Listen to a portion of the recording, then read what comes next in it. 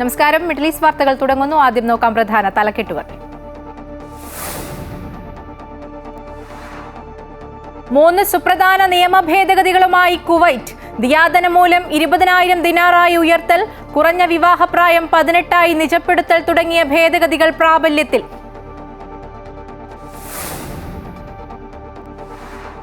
Dubai free സോണുകളിലെ സ്ഥാപനങ്ങൾക്ക് മെയിൻലാൻഡിലും പ്രവർത്തനാനുമതി നൽകുന്ന സുപ്രധാന നിയമ ഭേദഗതി പ്രഖ്യാപിച്ചു. ഭേദഗതിക്ക് അംഗീകാരം നൽകിയത് ദുബായ് കിരീടാവകാശി.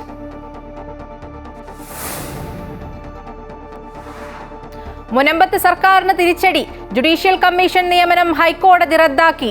വഖഫ് ഭൂമിയുടെ കാര്യത്തിൽ വഖഫ് ബോർഡിന് തീരുമാനമെടുക്കാമെന്ന് ഉത്തരവ്. അപ്പീൽ നൽകുമെന്ന് സർക്കാർ. മറുപടി നൽകേണ്ടത് സർക്കാരെന്ന് കമ്മീഷൻ. നീതി നൽകേണ്ടത് സർക്കാരെന്ന് സമരക്കാർ. മുനമ്പം കമ്മീഷൻ രാഷ്ട്രീയ തീരുമാനമെന്ന് പ്രതിപക്ഷം.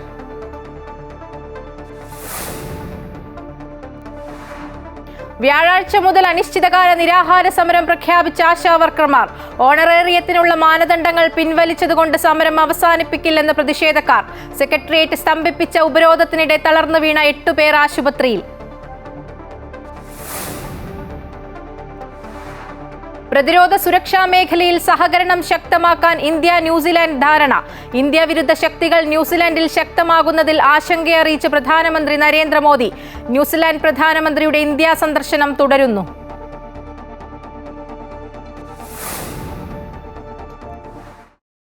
ഗാനരചയിതാവ് മങ്കൊമ്പ് ഗോപാലകൃഷ്ണൻ കൊച്ചിയിൽ അന്തരിച്ചു. വിടവാങ്ങിയത് 200-ലേറെ ചിത്രങ്ങളിൽ 700ഓളം ഗാനങ്ങൾ എഴുതിയ ഗാനരചയിതാവ്.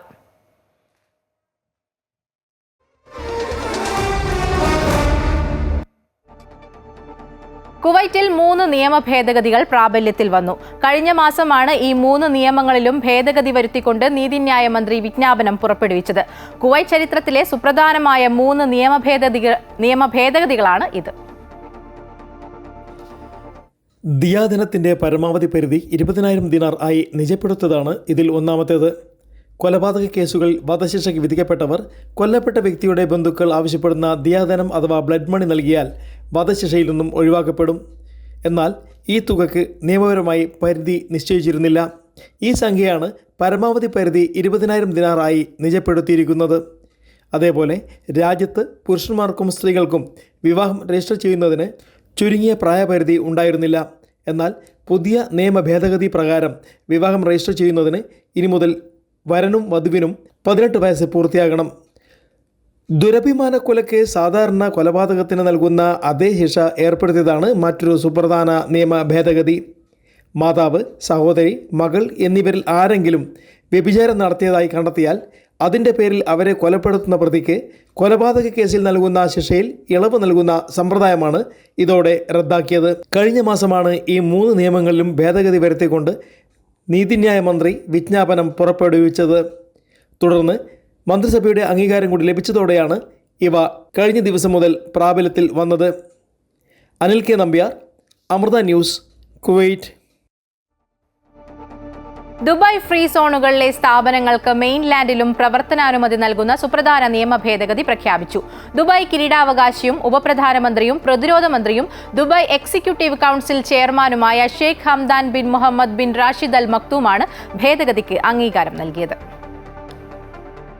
ദുബായ് ഇന്റർനാഷണൽ ഫിനാൻഷ്യൽ സെന്ററിൽ രജിസ്റ്റർ ചെയ്ത് പ്രവർത്തിക്കുന്ന ധനകാര്യ സ്ഥാപനങ്ങൾ ഒഴികെ മറ്റ് ഫ്രീ സോണുകളിലെ സ്ഥാപനങ്ങൾക്കെല്ലാം ഇനി മുതൽ ദുബായ് മെയിൻലാൻഡിലും ഓഫീസുകൾ തുറക്കാം.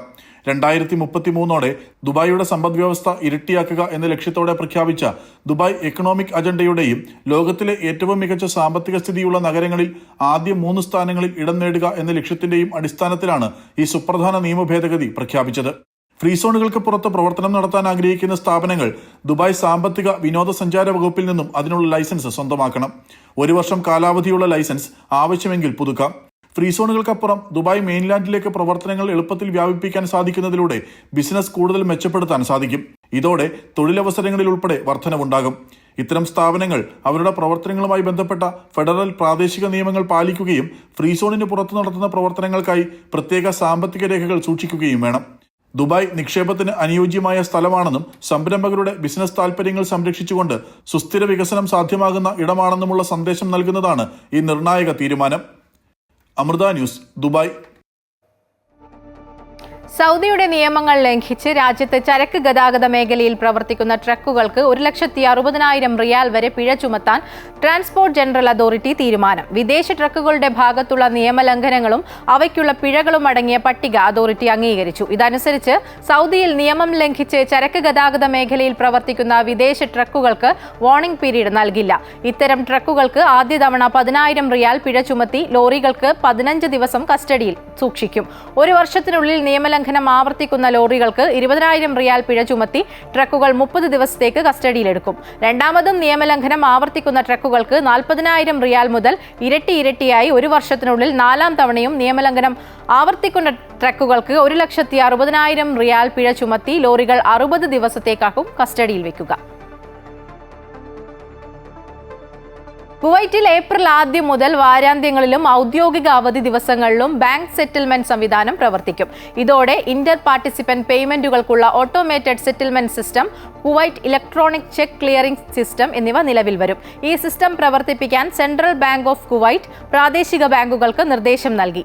ബാങ്കിംഗ് മേഖലയുടെ സാമ്പത്തിക സേവനങ്ങളുടെ ഗുണനിലവാരവും സുസ്ഥിരതയും ഉറപ്പാക്കാനും ദേശീയ സമ്പദ്വ്യവസ്ഥയുടെ കാര്യക്ഷമത വർദ്ധിപ്പിക്കാനുമുള്ള സെൻട്രൽ ബാങ്കിന്റെ ശ്രമങ്ങളുടെ ഭാഗമായാണ് ഈ നീക്കം. സമൂഹത്തിലെ എല്ലാ വിഭാഗങ്ങളുടെയും ആവശ്യങ്ങൾ നിറവേറ്റാനാണ് ഈ നീക്കം ലക്ഷ്യമിടുന്നതെന്ന് സെൻട്രൽ ബാങ്ക് അറിയിച്ചു. ദുബായിൽ പൊതുഗതാഗത യാത്രയ്ക്കായി ഉപയോഗിക്കുന്ന നോൾ കാർഡ് സ്മാർട്ട് ഫോൺ വാലറ്റിലേക്ക് മാറ്റാം. നോൾ കാർഡുകൾ പൂർണ്ണമായും ഡിജിറ്റലാക്കാനുള്ള പ്രവർത്തനങ്ങൾ 40% പൂർത്തിയായതായി Dubai roads and transport authority അറിയിച്ചു. നോൾ കാർഡ് അക്കൗണ്ട് ബാങ്ക് അക്കൗണ്ടുമായി ബന്ധിപ്പിക്കാൻ സാധിക്കും. ഇതോടെ നോൾ കാർഡുകൾ കയ്യിൽ സൂക്ഷിക്കാതെ ഫോൺ വാലറ്റിൽ സൂക്ഷിച്ചിട്ടുള്ള ബാങ്ക് കാർഡുകളിൽ നിന്നും പൊതുഗതാഗത സൗകര്യം ഉപയോഗിച്ചുള്ള യാത്രകൾക്കായുള്ള പണമടക്കാം. 2026 മൂന്നാം പകുതിയിൽ ഡിജിറ്റൽ വൽക്കരണം പൂർത്തിയാകുമെന്ന് ദുബായ് RTA എക്സിക്യൂട്ടീവ് ഡയറക്ടർമാരുടെ ബോർഡ് ചെയർമാനായ ഡയറക്ടർ ജനറൽ മത്തർ അൽ തായർ പറഞ്ഞു.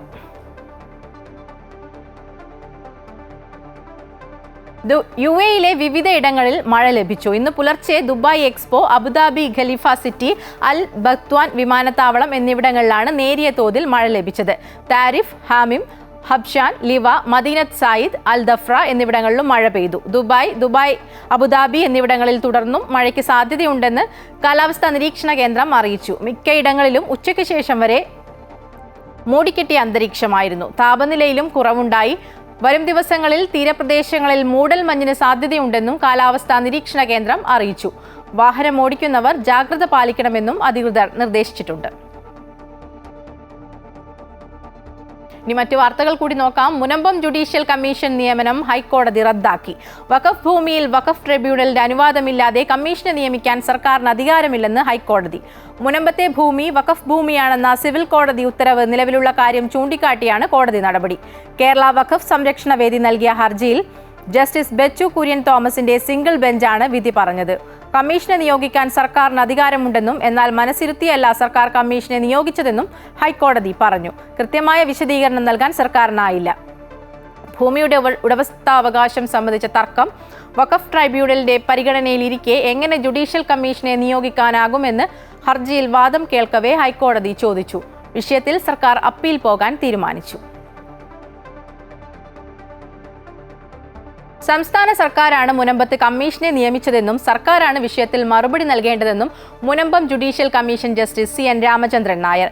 വിധി അംഗീകരിക്കണോ ഹർജി നൽകണോ എന്നത് സർക്കാർ തീരുമാനിക്കേണ്ട വിഷയമാണെന്നും അദ്ദേഹം പറഞ്ഞു. അതേസമയം ജുഡീഷ്യൽ കമ്മീഷന്റെ അധികാര പരിധിയെക്കുറിച്ച് സംശയമുണ്ടായിരുന്നുവെന്നും എന്നാൽ മുഖ്യമന്ത്രിയുടെ ഉറപ്പിന്മേലാണ് കമ്മീഷനെ അംഗീകരിച്ചതെന്നും മുനമ്പം ഭൂസംരക്ഷണ സമിതി നേതാക്കൾ പറഞ്ഞു. സർക്കാർ ഏൽപ്പിച്ച ഉത്തരവാദിത്തം മാത്രമാണ് ചെയ്തതെന്നും പ്രശ്നപരിഹാരത്തെക്കുറിച്ച് ഇനി ചിന്തിക്കേണ്ടത് സർക്കാരാണെന്നും Munambam judicial commission justice CN Ramachandran Nair പറഞ്ഞു. കമ്മീഷൻ ആവശ്യമില്ലെന്ന് കോടതി പറഞ്ഞ സാഹചര്യത്തിൽ റിപ്പോർട്ട് നൽകില്ലെന്നും കമ്മീഷന് വ്യക്തിപരമായ താല്പര്യങ്ങളില്ലെന്നും അദ്ദേഹം പറഞ്ഞു. പ്രവർത്തനം നിർത്തിവെച്ചു. അത് ഗവൺമെൻറ്റിനെ ഞാൻ അറിയിക്കുകയും ചെയ്തു. അത് കഴിഞ്ഞ് ഗവൺമെൻറ് തന്നെ കമ്മീഷൻ്റെ കാലാവധി നീട്ടി കോടതി കേസുണ്ടായിരുന്നുണ്ട്. പിന്നെ കോടതി വിധി ഇങ്ങനെ വന്നപ്പോൾ ഇനി ഗവൺമെൻറ് അതിനെക്കുറിച്ച് പഠിച്ച് ഗവൺമെൻറ് എന്ത് ചെയ്യണം തീരുമാനിക്കും. ഗവൺമെൻറ്റിന് വേണേൽ അപ്പീൽ കൊടുക്കാം, ഗവൺമെൻറ്റിന് വേണേൽ വിധി അംഗീകരിക്കാം. പിന്നെ കമ്മീഷന് റിപ്പോർട്ട് കൊടുക്കേണ്ട ആവശ്യമില്ല. കമ്മീഷൻ്റെ പ്രവർത്തനങ്ങളുടെ ഡീറ്റെയിൽസ് ഗവൺമെൻറ് ചോദിച്ചാൽ കൊടുക്കാമെന്നല്ലാതെ അതിൻ്റെ ആവശ്യമൊന്നുമില്ല. കമ്മീഷൻ റിപ്പോർട്ട് കൊടുക്കുന്ന പ്രശ്നമേ ഇല്ല. മുഖ്യമന്ത്രിയുടെ ഉറപ്പിന്മേലാണ് കമ്മീഷനുമായി സഹകരിച്ചതെന്നും കൂടുതൽ നിയമക്കുരുക്കിലേക്ക് പ്രശ്നങ്ങൾ വലിച്ചു നീട്ടാതെ സർക്കാരിൻ്റെ അധികാരം ഉപയോഗിച്ച് റവന്യൂ അവകാശങ്ങൾ പുനഃസ്ഥാപിച്ചു തരണമെന്നും മുനമ്പം സമരസമിതി നേതാക്കൾ പറഞ്ഞു. ഞങ്ങൾക്ക് ഞങ്ങളുടെ റവന്യൂ അവകാശം സർക്കാർ പുനഃസ്ഥാപിച്ച് തന്നല്ല, അത് തന്നേ മതിയാവും. അല്ലെങ്കിൽ പിന്നെ സർക്കാർ എന്തിനാണ് ഇവിടെ? വല്ല രാജവാഴ്ചയൊന്നുമല്ലല്ലോ, ജനാധിപത്യത്തിൽ തിരഞ്ഞെടുക്കപ്പെട്ട ഗവൺമെൻറ് ഇവിടെ ഉള്ളത് എന്തിനാണ്? നമ്മളെ സംരക്ഷിക്കാനാണ്. ഞങ്ങൾ 35 വർഷം എല്ലാവിധ അവകാശത്തോടു കൂടിയല്ലേ ഞങ്ങൾ ഈ ഭൂമി വാങ്ങി മറിച്ച് വിറ്റ്, പല ആൾക്കാരും ഇവിടെ നിന്ന് വിറ്റുപോയി, പല ആൾക്കാരും പുതിയതായിട്ട് വന്നു. ഈ വക്കപ്പ് സംരക്ഷണ സമിതിയോ വക്കപ്പിനോ 1 രൂപ മുടക്കില്ല. പക്ഷേ നവംബർ 28-ാം തീയതി 47-ാമത്തെ ദിവസം ഞങ്ങളെല്ലാവരും കൂടി സമരപ്പന്തലിരിക്കുന്ന സമയത്ത് പെട്ടെന്നാണ് അറിയുന്നത് ജുഡീഷ്യൽ കമ്മീഷനിലൂടെയാണ് പ്രശ്നങ്ങൾ തീർക്കാൻ പോകുന്നതെന്ന്. ഉടനെ തന്നെ ഞങ്ങൾ വളരെ ശക്തമായി അതിനോട് പ്രതിഷേധം അറിയിക്കുകയും ഞങ്ങൾ അവിടുത്തെ എല്ലാ താമസക്കാരും ഉടനെ പന്തംകൊളുത്തി പ്രകടനം നടത്തുകയും ജുഡീഷ്യൽ കമ്മീഷൻ ഇനി ആവശ്യമില്ല, ഒരു കമ്മീഷൻ തന്നെയാണ് ഇതിൻ്റെ എല്ലാത്തിൻ്റെയും കാരണമായിട്ടുള്ളത്, അതുകൊണ്ട് ജുഡീഷ്യൽ കമ്മീഷൻ വെച്ച് കാലതാമസം നടത്താൻ മാത്രമേ പറ്റുകയുള്ളൂ എന്ന് പറഞ്ഞപ്പോൾ തൊട്ടടുത്ത ദിവസം മുഖ്യമന്ത്രി വിളിച്ചു ചേർത്ത ഓൺലൈൻ മീറ്റിങ്ങിൽ ഒരുമിച്ചിരുന്ന് മുഖ്യമന്ത്രി തന്ന ഉറപ്പിൻ്റെ അടിസ്ഥാനത്തിലാണ് ഞങ്ങൾ ഈ കമ്മീഷന് അനുവാദം കൊടുത്തത്. അമൃത ന്യൂസ്, കൊച്ചി. മുനമ്പം വിഷയത്തിൽ അപ്പീൽ പോകാൻ സർക്കാർ തീരുമാനം. താമസക്കാർക്ക് നിയമപരമായ സംരക്ഷണം നൽകുമെന്നും സർക്കാർ ഡിവിഷൻ ബെഞ്ചിനെ സമീപിക്കുമെന്നും മന്ത്രി പി രാജീവ് പറഞ്ഞു. അവിടെ ദീർഘകാലമായി താമസിക്കുന്നവർക്ക് എന്ത് സംരക്ഷണം നൽകാനാകുമെന്ന് കണ്ടെത്താൻ തന്നെയാണ് കമ്മീഷനോട് സർക്കാർ ആവശ്യപ്പെട്ടിരുന്നതെന്നും പി രാജീവ് പറഞ്ഞു. മുനമ്പം ജുഡീഷ്യൽ കമ്മീഷനെ പിരിച്ചുവിട്ട കോടതി നടപടിയിൽ പ്രതികരണവുമായി CPM സംസ്ഥാന സെക്രട്ടറി MV ഗോവിന്ദൻ. നിയമസാധുതയില്ലെന്ന് പറഞ്ഞ കോടതി തന്നെ തുടർന്നുള്ള കാര്യങ്ങളും തീരുമാനിക്കട്ടെ എന്ന് അദ്ദേഹം കണ്ണൂരിൽ പറഞ്ഞു. ആശാവർക്കർമാരുടെ സമരമല്ല, സമരം ഏകോപിപ്പിക്കുന്ന ആൾക്കാരാണ് പ്രശ്നമെന്നും MV ഗോവിന്ദൻ അഭിപ്രായപ്പെട്ടു. ഇപ്പോൾ നിയമ അർഹതയില്ല എന്ന് കോടതി പറഞ്ഞിട്ടുണ്ടെങ്കിൽ ഇനി എന്താണ് കോടതിയുടെ അംഗീകാരത്തോടുകൂടി ഈ കാര്യം സംബന്ധിച്ചിടത്തോളം ചർച്ച ചെയ്യുന്നതിന് വേണ്ടി വേണ്ടത് എന്ന് കോടതി പറയട്ടെ.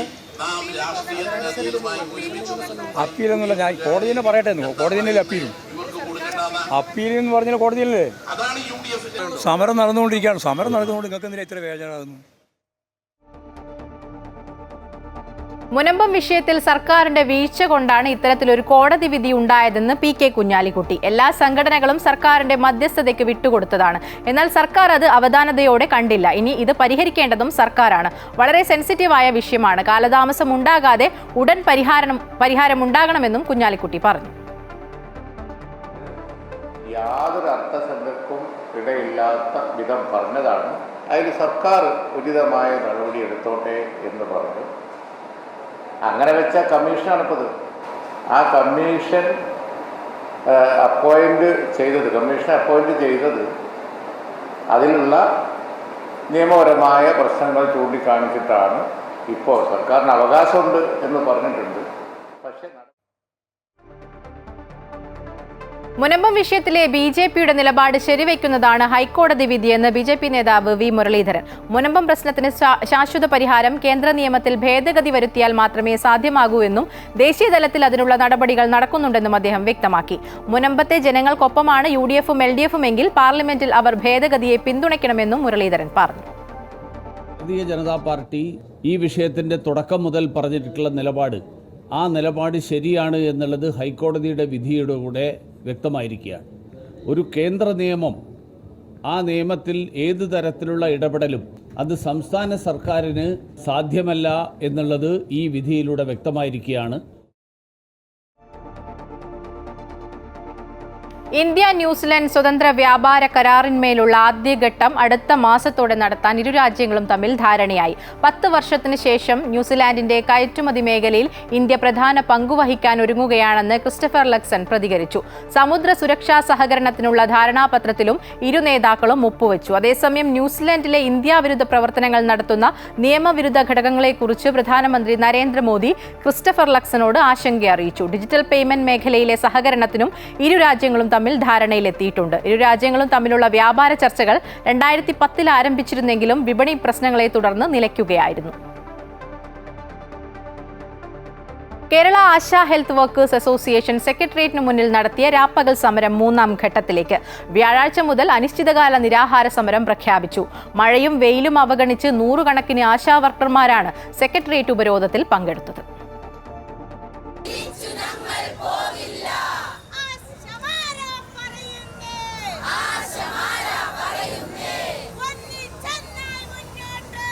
ഒന്നിച്ചൊന്നായി മുന്നോട്ട്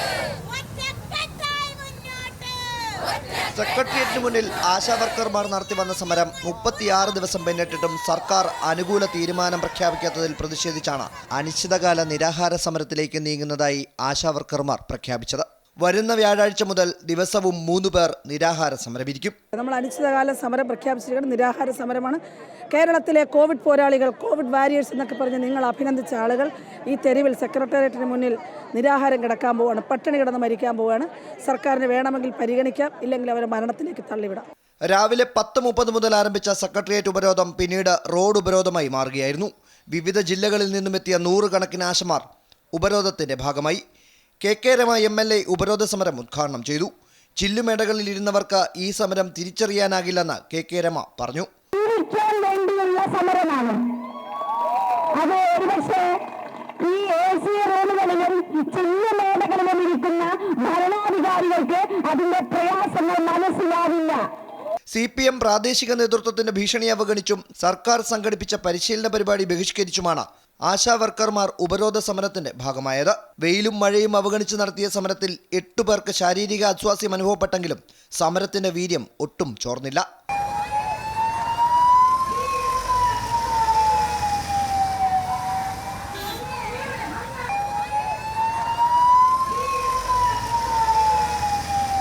ആശാവർക്കർമാരുടെ സമരം അടുത്ത ഘട്ടത്തിലേക്ക് കടക്കുമ്പോൾ ഓണറേറിയത്തിനുള്ള മാനദണ്ഡങ്ങൾ പിൻവലിച്ചുള്ള ഉത്തരവ് ഇതിനിടയിൽ സർക്കാർ പുറത്തിറക്കി.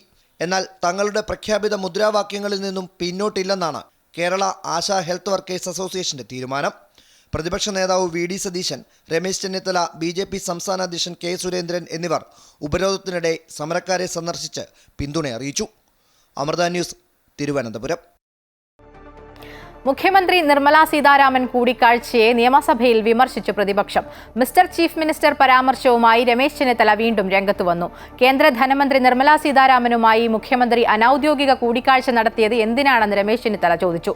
ഗവർണർ BJPക്കും മുഖ്യമന്ത്രിക്കുമിടയിൽ പാലമായി പ്രവർത്തിക്കുന്നുവെന്നും വിമർശനം. എന്നാൽ നിർമ്മല സീതാരാമനുമായി നടന്നത് വെറും ബ്രേക്ക്ഫാസ്റ്റ് മീറ്റിംഗ് മാത്രമാണെന്നും കേരള ഹൌസിലേക്ക് തന്നെ ക്ഷണിച്ചത് ഗവർണറാണെന്നും മുഖ്യമന്ത്രി മറുപടി പറഞ്ഞു.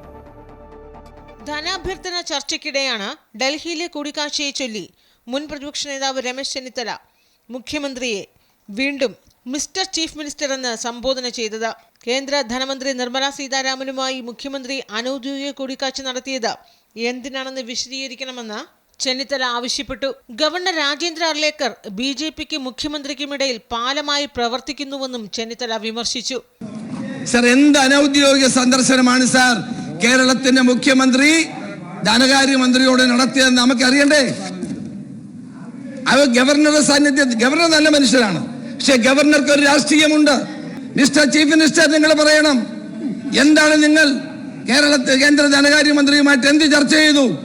PRDയുടെ ഈ പത്രക്കുറിപ്പിൽ അതില്ല. ധനകാര്യ വകുപ്പിന്റെയും കോർപ്പറേറ്റ് അഫയേഴ്സിന്റെയും മന്ത്രിയായ നിർമ്മല സീതാരാമനുമായി നിങ്ങൾ എന്ത് അനൌദ്യോഗിക ചർച്ചയാണ് നടത്തിയത്? എന്നാൽ മറുപടി പറഞ്ഞ മുഖ്യമന്ത്രിയാകട്ടെ കേന്ദ്ര ധനമന്ത്രിയുമായി നടന്നത് വെറും ബ്രേക്ക്ഫാസ്റ്റ് മീറ്റിംഗ് മാത്രമാണെന്നും കേരളത്തിന്റെ പൊതുവായ വിഷയങ്ങൾ ചർച്ച ചെയ്തുവെന്നും വിശദീകരിച്ചു. കേരള ഹൗസിലേക്ക് തന്നെ ക്ഷണിച്ചത് ഗവർണറാണെന്നും മുഖ്യമന്ത്രി പറഞ്ഞു. പൊതുവായി കാര്യങ്ങളാണ് സംസാരിച്ചത്. ഏതെങ്കിലും തരത്തിൽ നമ്മുടെ നാടിനെതിരായിട്ടുള്ള കാര്യങ്ങളല്ലത്. നാടിന്റെ ഒരുപാട് പ്രശ്നങ്ങൾ ചർച്ച ചെയ്തിട്ടുണ്ട്. കേരളത്തിന്റെ കാര്യങ്ങളിൽ ചില ഗൗരവമായ അഭിപ്രായങ്ങൾ അവരും നിർമ്മല സീതാരാമനും പ്രകടിപ്പിച്ചു. തീർത്തും ഒരു സൗഹൃദ സംഭാഷണം മാത്രമായിരുന്നു. വെറും ഒരു ബ്രേക്ക്ഫാസ്റ്റ് മീറ്റിംഗ് മാത്രമായിരുന്നു. അതാണ് ഉണ്ടായത്. കോർപ്പറേറ്റ് അഫയേഴ്സ് മന്ത്രി കൂടിയായ നിർമ്മല സീതാരാമനെ മുഖ്യമന്ത്രി അനൌദ്യോഗികമായി കണ്ടതിലൂടെ BJP CPM കൂട്ടുകെട്ടെന്ന വാദത്തെ ശക്തിപ്പെടുത്തുകയാണ് പ്രതിപക്ഷം. കേരളത്തിൽ BJPയുമായി കൈകോർക്കുന്നതിന്റെ റിഹേഴ്സലായിരുന്നു ഡൽഹിയിൽ നടന്നതെന്നാണ് രമേശ് ചെന്നിത്തലയുടെ പരിഹാസം. അമൃത ന്യൂസ്, തിരുവനന്തപുരം. പാതിവില തട്ടിപ്പിൽ പ്രതികൾ 231 കോടിയുടെ പണം തട്ടിയെടുത്തതായി മുഖ്യമന്ത്രി നിയമസഭയിൽ. 1343 കേസുകൾ രജിസ്റ്റർ ചെയ്തുവെന്നും 665 കേസുകൾ ക്രൈംബ്രാഞ്ചിന് കൈമാറിയെന്നും മുഖ്യമന്ത്രി വിശദീകരിച്ചു. അതിബുദ്ധിമാന്മാരെന്ന് സ്വയം വിശേഷിപ്പിക്കുന്ന മലയാളികളാണ് ഏറ്റവും കൂടുതൽ കബളിപ്പിക്കപ്പെട്ടതെന്ന പ്രതിപക്ഷ നേതാവ്. ജഡ്ജിമാർ വരെ ഇതിന് ഇരയായിട്ടുണ്ടെന്ന് സ്പീക്കർ ചൂണ്ടിക്കാട്ടി. സംസ്ഥാനത്ത് നടന്ന ഏറ്റവും വലിയ തട്ടിപ്പുകളിലൊന്നായ പാതിവില കേസിൽ കൂടുതൽ വിശദാംശങ്ങൾ പുറത്തുവരുമ്പോൾ എല്ലാ ജില്ലകളിലും കബളിപ്പിക്കപ്പെട്ടവരുണ്ട് എന്നാണ് വ്യക്തമാകുന്നത്. തട്ടിപ്പുമായി ബന്ധപ്പെട്ട് സംസ്ഥാനത്ത് ഇതുവരെ 1343 കേസുകൾ രജിസ്റ്റർ ചെയ്തതായി മുഖ്യമന്ത്രി നിയമസഭയെ അറിയിച്ചു. 231 കോടിയുടെ തട്ടിപ്പാണ് നടന്നത്. ഇതിൽ 665 കേസുകൾ ക്രൈംബ്രാഞ്ചിന് കൈമാറി. 48,384 പേർ തട്ടിപ്പിന് ഇരയായി. അനന്തകൃഷ്ണനും ആനന്ദകുമാറുമാണ് കേസിലെ മുഖ്യപ്രതികളെന്നും ഇവരുടെ ബാങ്ക് അക്കൗണ്ടുകൾ മരവിപ്പിച്ചതായി മുഖ്യമന്ത്രി വ്യക്തമാക്കി. മുഖ്യപ്രതിയുടെ ബാങ്ക് അക്കൗണ്ടുകൾ കണ്ടെത്തി മരവിപ്പിച്ചു. വിവിധ കേസുകളിൽ ഉൾപ്പെട്ട രേഖകൾ പിടിച്ചെടുത്തു. ക്രൈംബ്രാഞ്ച് അന്വേഷണം നല്ല രീതിയിൽ പുരോഗമിച്ചു വരുന്നുണ്ട്. തട്ടിപ്പിന്റെ പ്രധാന സൂത്രധാരനായ അനന്തകൃഷ്ണൻ, രവി പന്നക്കൽ, ബഷീർ PP, റിയാസ്, മുഹമ്മദ് ഷാഫി, ആനന്ദകുമാർ എന്നിവരെ ഇതിനകം അറസ്റ്റ് ചെയ്തിട്ടുണ്ട്. അതിബുദ്ധിമാന്മാരാണ് എന്ന് സ്വയം നടിക്കുന്ന മലയാളികളാണ് ഏറ്റവും കൂടുതൽ കബളിപ്പിക്കപ്പെടുന്നത് എന്ന് പ്രതിപക്ഷ നേതാവ് ചൂണ്ടിക്കാട്ടി. പണമുണ്ടാക്കാനുള്ള അമിതമായ ആഗ്രഹമാണ് ഇത്തരം തട്ടിപ്പുകാർക്ക് വളം വെച്ചു കൊടുക്കുന്നത് എന്ന് പ്രതിപക്ഷ നേതാവ് വിമർശനം ഉന്നയിച്ചപ്പോൾ ജഡ്ജിമാർ വരെ ഇരയായി എന്ന് സ്പീക്കറും ചൂണ്ടിക്കാട്ടി. പക്ഷെ എനിക്ക് തോന്നുന്നു ഇന്ത്യയിൽ ഏറ്റവും കൂടുതൽ കബളിപ്പിക്കപ്പെടാൻ സാധ്യതയുള്ള ആളുകളും മലയാളികളാണ്. ഏറ്റവും കൂടുതൽ കബളിപ്പിക്കപ്പെടുന്ന ആളുകളും മലയാളികളാണ്. ജഡ്ജിമാർ വരെ പറ്റിപ്പോകുന്നുണ്ട്. സീഡ് വഴിയും NGO വഴിയുമായാണ് തട്ടിപ്പ് നടത്തിയതെന്നും കോർഡിനേറ്റർമാർക്ക് കമ്മീഷൻ അടക്കം നൽകിയെന്നും മുഖ്യമന്ത്രി പറഞ്ഞു. അതേസമയം രാഷ്ട്രീയ നേതാക്കൾ ആരെങ്കിലും ഉണ്ടോ എന്ന ചോദ്യത്തിന് കേസ് അന്വേഷണഘട്ടത്തിലാണ് എന്നായിരുന്നു മുഖ്യമന്ത്രിയുടെ മറുപടി. സഭയിൽ ചോദ്യോത്തരവേളയിലാണ് പാതിവില തട്ടിപ്പിൽ വിവിധ അംഗങ്ങളുടെ ചോദ്യത്തിന് മുഖ്യമന്ത്രി മറുപടി നൽകിയത്. അമൃത ന്യൂസ്, തിരുവനന്തപുരം. പ്രശസ്ത ഗാനരചയിതാവ് മങ്കൊമ്പ് ഗോപാലകൃഷ്ണൻ അന്തരിച്ചു. 78 വയസ്സായിരുന്നു. കൊച്ചിയിലെ സ്വകാര്യ ആശുപത്രിയിൽ വൈകിട്ട് 5 മണിയോടെയായിരുന്നു അന്ത്യം. ന്യൂമോണിയ ബാധയെ തുടർന്ന് കഴിഞ്ഞ 8 ദിവസമായി ആശുപത്രിയിൽ ചികിത്സയിലായിരുന്നു. ഹൃദയാഘാതമാണ് മരണകാരണം. 200-ലേറെ മലയാള സിനിമകൾക്കായി 700-ലേറെ ഗാനങ്ങൾ രചിച്ച Mankombu Gopalakrishnan, MS Viswanathan, Devarajan, MK Arjunan, Ravindra Jain, Bombay Ravi, KV Mahadevan, Baburaj, Ilaiyaraaja, AR Rahman തുടങ്ങി പ്രമുഖ സംവിധായകർക്കൊപ്പം പ്രവർത്തിച്ചു. 1971 പുറത്തിറങ്ങിയ വിമോചന സമരം എന്ന സിനിമയിൽ ആദ്യമായി പാട്ടെഴുതി. 1974 പുറത്തിറങ്ങിയ അയലത്തെ സുന്ദരി എന്ന ചിത്രത്തിലെ ലക്ഷാർച്ചന കണ്ടു മടങ്ങുമ്പോൾ എന്നാരംഭിക്കുന്ന ഗാനം വൻ ഹിറ്റായി. പിന്നീട് മലയാളികൾ നിരവധി തവണ ഏറ്റുപാടിയ നിരവധി പ്രശസ്ത ഗാനങ്ങൾ ആ തൂലികയിൽ നിന്ന് പിറന്നു. ഇളം മഞ്ഞിൻ കുളിരുമായി, ഇവിടമാണ് ഈശ്വര സന്നിധാനം, കാളിദാസന്റെ കാവ്യഭാവനയെ, നാടൻ പാട്ടിന്റെ മടിശീല കിലുങ്ങുമി, താലിപ്പൂ പീലിപ്പൂ, ഹംസഗാനം ആലപിക്കും, രാജമല്ലിപ്പൂവിരിക്കും, പാലരുവി നടുവിൽ തുടങ്ങി അനവധി രചനകൾ.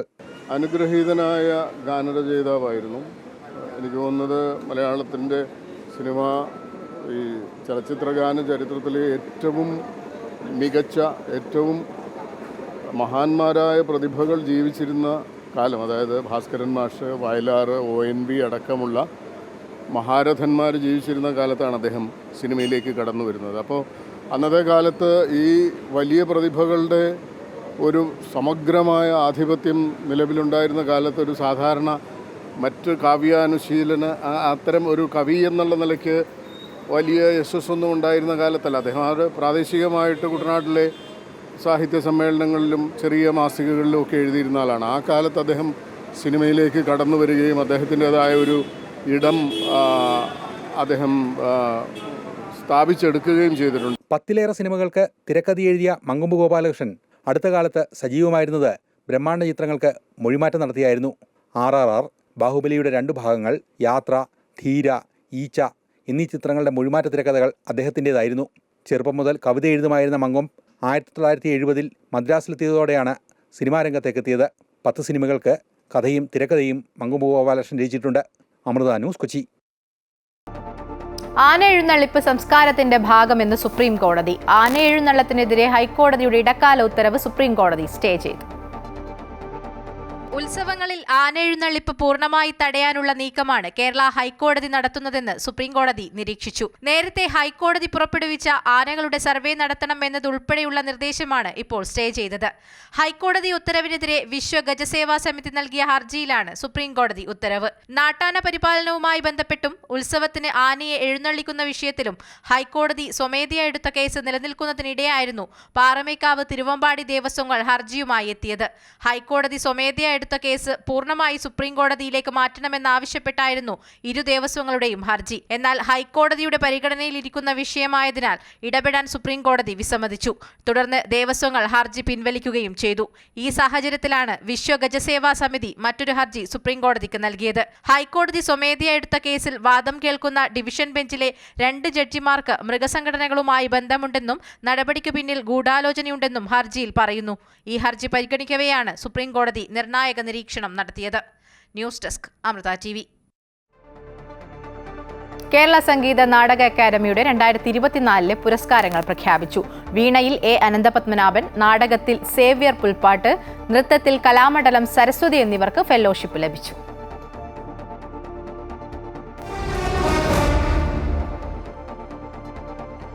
ICC ചാമ്പ്യൻസ് ട്രോഫിക്ക് ആതിഥേയത്വം വഹിച്ചതിലൂടെ പാക് ക്രിക്കറ്റ് ബോർഡിന് കനത്ത നഷ്ടം വന്നതായി റിപ്പോർട്ടുകൾ. ടൂർണമെന്റിനായി 869 കോടി രൂപ ചെലവാക്കിയ PCBക്ക് 85% നഷ്ടമുണ്ടായതായാണ് റിപ്പോർട്ട്. ടൂർണമെന്റിൽ പാക് ടീമിന് ഒറ്റ മത്സരം മാത്രമാണ് സ്വന്തം നാട്ടിൽ കളിക്കാനായത്. $58 മില്യൺ ചാമ്പ്യൻസ് ട്രോഫിക്ക് വേദിയായ 3 സ്റ്റേഡിയങ്ങളുടെ നവീകരണത്തിനായി PCB ചെലവഴിച്ചത്. ഈ തുക തന്നെ PCBയുടെ മൊത്തം ബജറ്റിന്റെ 50%. കൂടാതെ $40 മില്യൺ പരിപാടിയുടെ സംഘാടനത്തിനും മറ്റും ചെലവായി. ടൂർണമെന്റ് നടത്തി നഷ്ടം വന്നതിന്റെ പ്രത്യാഘാതം പാക് താരങ്ങളാകും നേരിടേണ്ടി വരിക. പാക് താരങ്ങളുടെ മാച്ച് ഫീയും മറ്റ് ആനുകൂല്യങ്ങളും ബോർഡ് ഇതിനോടകം വെട്ടിക്കുറച്ചതായി പാക് മാധ്യമങ്ങൾ റിപ്പോർട്ട് ചെയ്യുന്നു. ഇതോടെ മിഡിൽ ഈസ്റ്റ് വാർത്തകൾ പൂർണ്ണമാകുന്നു. കൂടുതൽ വാർത്തകൾക്കായി അമൃത ന്യൂസ് യൂട്യൂബ് ചാനൽ സന്ദർശിക്കുക. നമസ്കാരം.